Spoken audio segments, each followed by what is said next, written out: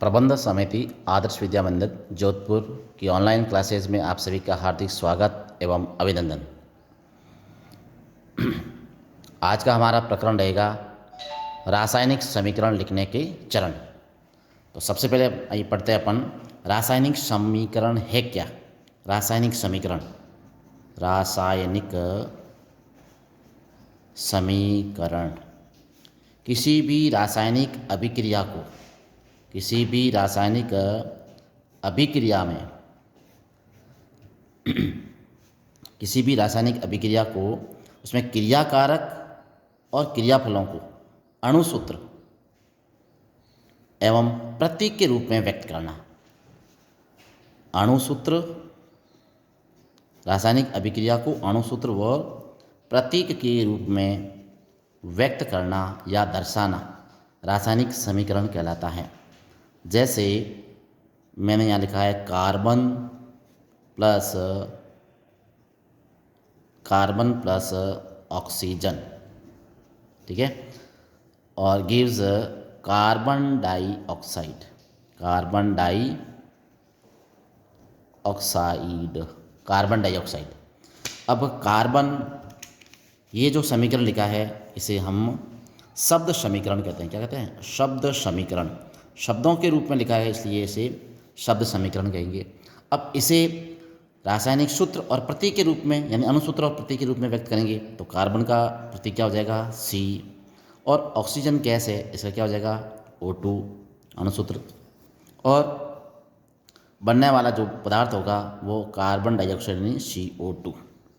इस प्रकार से, यानी इस तीर के बाईं तरफ जो पदार्थ होंगे, इन पदार्थों को हम क्रियाकारक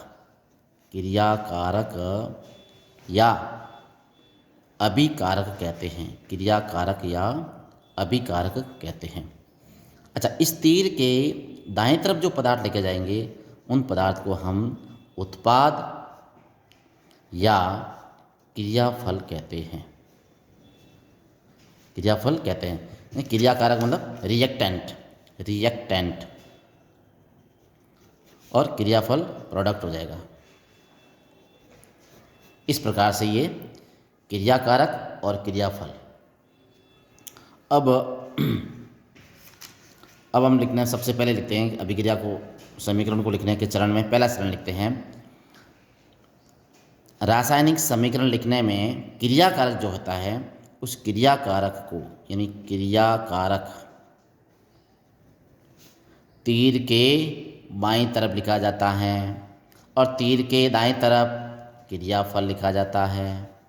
क्रियाफल या उत्पाद लिखा जाता है, ठीक है। दूसरा पॉइंट, एक से अधिक क्रियाकारक हो, क्रियाकारक एक से अधिक हो, क्रियाकारक व उत्पाद एक से अधिक हो, तब हम दो क्रियाकारकों के बीच में प्लस का चिन्ह लगाते हैं। जैसे CH4 plus O2, CH4 plus O2 gives CO2 plus H2O। तो ये दो क्रियाकारक है, इसके बीच में प्लस का चिन्ह लगाया है। ये दो क्रियाफल है, इसके बीच में प्लस का चिन्ह लगाया है। इस प्रकार से एक से अधिक क्रियाकारक होते हैं या एक से अधिक क्रियाफल होते हैं तो उसके बीच में प्लस का चिन्ह लगाया जाता है तीर की इस दाईं और बाईं दोनों तरफ। नेक्स्ट पॉइंट आता है, अगला तीसरा पॉइंट है। अब इस समीकरण लिखने के पश्चात उसे संतुलित करना पड़ता है। संतुलित करने में हम एक नियम लगाते हैं जिसे कहते हैं द्रव्यमान संरक्षण का नियम। द्रव्यमान संरक्षण का नियम यानी किसी भी रासायनिक अभिक्रिया में पदार्थों का, क्रियाफल और क्रियाकारकों मतलब न तो सृजन होता है और न ही नष्ट होना होता है। नहीं, किसी भी रासायनिक अभिक्रिया में मतलब क्रियाकारक और ये क्रियाफल जो लिखते हैं, इनके परमाणुओं या अणुओं की संख्या जो है, इनके परमाणुओं या तत्वों की जो संख्या है वो क्या रहेगी, समान रहेगी। अतः किसी भी रासायनिक अभिक्रिया को संतुलित करना आवश्यक होता है। किसी भी रासायनिक अभिक्रिया में क्रिया कारकों व क्रियाफलों के परमाणुओं की संख्या समान होती है, इसलिए रासायनिक समीकरण को संतुलित करना आवश्यक होता है। अब इसलिए इसको संतुलित करना पड़ता है। चौथा पॉइंट आता है दोनों तरफ, यानी दोनों तरफ मतलब बाएं तरफ और दाएं तरफ अणुओं की संख्या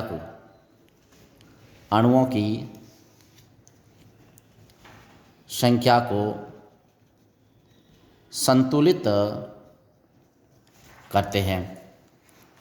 दाएं तरफ और बाएं तरफ अणुओं की संख्या को संतुलित करते हैं, और संतुलित करने का जो विधि है उसे हम कहते हैं हिट एंड ट्रायल मेथड। इस मेथड से उस समीकरण को संतुलित करने का प्रयास करते हैं।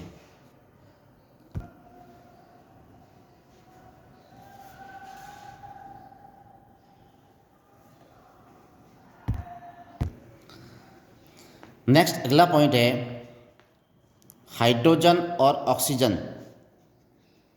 परमाणुओं को छोड़कर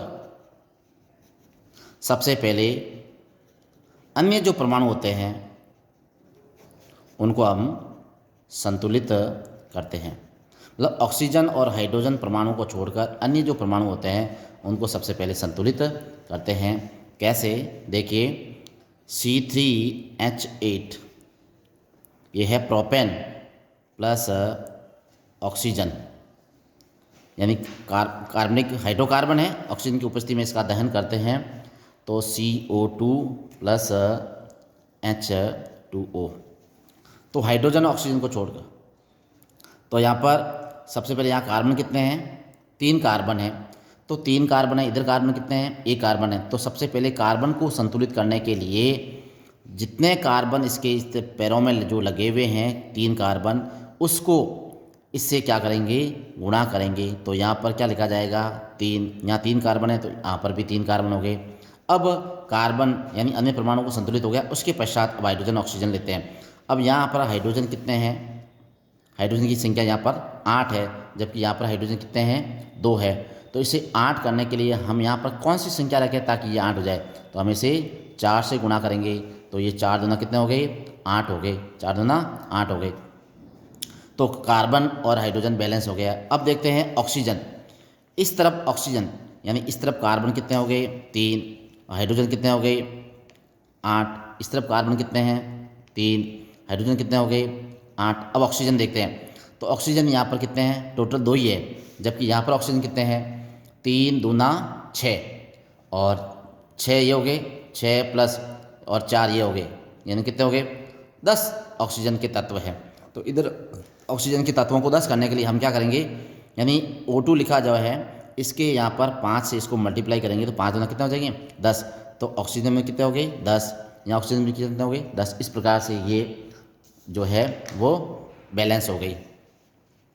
अब संतुलित करने के पश्चात अभिक्रिया संतुलित हो गई, संतुलित के पश्चात हम उसकी अवस्थाएं लिखेंगे।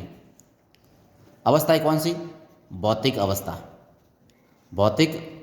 लिखेंगे। भौतिक अवस्था के अंदर S लिखा जाएगा ठोस के लिए, L लिखा जाएगा द्रव के लिए, G लिखा जाएगा गैस के लिए, और AQ ये होगा जलीय विलयन। क्या हो जाएगा, जलीय विलयन। जैसे C+O2 तो ये हो जाएगा CO2। तो कार्बन क्या है, सॉलिड, O2 क्या है, गैस, CO2 क्या है, गैस। इस प्रकार से ऐसे। अब यदि अभिकारक और उत्पाद जलीय विलयन में है, अभिकारक और उत्पाद क्या है, जलीय विलयन में है, तो हम इसे AQ लिखेंगे, एक्वस लिखेंगे। एक्वस का मतलब होता है जलीय विलयन। तो जैसे CaO plus H2O gives CaOH का होल ट्वाइस। यानी कैल्शियम ऑक्साइड, जिसे बिना बुझा हुआ चूना कहते हैं, और एक कैल्शियम हाइड्रोक्साइड है, ये सॉलिड है, ठोस है, और ये H2O जो है लिक्विड है, और एक कैल्शियम हाइड्रोक्साइड जो है का कैल्शियम हाइड्रोक्साइड मतलब कैल्शियम का जलीय विलयन है, इसे एक्वस के रूप में लिखा जाएगा। अब 8 नंबर में, यदि कोई अभिक्रिया कैसी है, उत्क्रमणीय है, उत्क्रमणीय अभिक्रिया है, तो तीर को दोनों तरफ दर्शाया जाएगा। तो यहाँ होगा क्रियाकारक और यहाँ लिखा जाएगा क्रियाफल जैसे, उसके बीच में इस प्रकार से ऐसे डबल तीर का निशान लगाया जाएगा उत्क्रमणीय अभिक्रिया में। इसके बाद आता है अभिक्रिया को संपन्न करने के लिए ताप और दाब। ताप व दाब का जो उपयोग किया जाता है, ताप और दाब जो उपयोग किया जाता है उसे तीर के ऊपर लिखा जाता है। ताप और दाब इस तीर के ऊपर लिखा जाता है। जैसे N2 plus H2 gives 2NH3, यानी नाइट्रोजन गैस और हाइड्रोजन गैस के संयोग से जो अमोनिया गैस का निर्माण हो रहा है, इसके लिए टेम्परेचर कितना चाहिए, 773 केल्विन, और दाब चाहिए 200 एटीएम, एटमॉस्फेरिक प्रेशर दाब चाहिए। तो ये क्या है, गैस, ये भी क्या है, गैस, और ये अमोनिया, ये भी गैस बनी है। अब यदि इस अभिक्रिया में ऊष्मा खर्च हो रही है इसे बनाने में, या ऊष्मा का निर्माण हो रहा है, तो ऊष्मा जो, अगर ऊष्मा का निर्माण हो रहा है तो हम उसे ऊष्माक्षेपी अभिक्रिया कहते हैं। इसमें ऊष्मा का क्या होगा, निर्माण होगा, और जब ऊष्मा का निर्माण होगा तो अंत में उत्पाद के साथ प्लस का चिन्ह लगाया जाएगा। किसका लिखा जाएगा, प्लस का चिन्ह लगाया जाएगा। तो और ऊष्मा शोषी, यानी ऊष्मा जो खर्च हो रही है उस अभिक्रिया में उत्पाद के निर्माण में, यानी ऊष्मा का खर्च होना या व्यय होना, तो इसके लिए हम लगाएंगे माइनस का चिन्ह लगाएंगे। ठीक है। अगर ऊष्मा को दी जाती है तो उसे ऊष्मा को त्रिभुज के रूप में भी लगाया जाता है, यानी ऊष्मा जो है उसे त्रिभुज के रूप में भी व्यक्त करते हैं। जैसे यहाँ लिखा है मैंने N2 plus 3H2 gives 2NH3, इसके साथ में 10.5 किलो कैलोरी प्रति मोल, किलो कैलोरी प्रति मोल जो है ऊष्मा जो है रिलीज हो रही है, मुक्त हो रही है। यहाँ प्लस का चिन्ह, यानी ये किस प्रकार की अभिक्रिया है, ऊष्माक्षेपी अभिक्रिया है। अब लिखते हैं N2 plus O2 gives 2NO2। इस अभिक्रिया में देखो 21.6 किलो कैलोरी प्रति मोल ऊर्जा जो है खर्च हो रही है। ऊर्जा क्या हो रही है, खर्च हो रही है, इसलिए इसे ऊष्मा शोषी अभिक्रिया कहते हैं। लास्ट पॉइंट है, इस अभिक्रिया के अंदर जब ऊष्मा दी जाती है तो ऊष्मा को तीर के निशान के रूप में लिखा जाता है, और उत्प्रेरक जो होगा, उत्प्रेरक को इसके ऊपर लिखा जाता है, उत्प्रेरक को भी इसके ऊपर लिखा जाता है। जैसे लास्ट पॉइंट है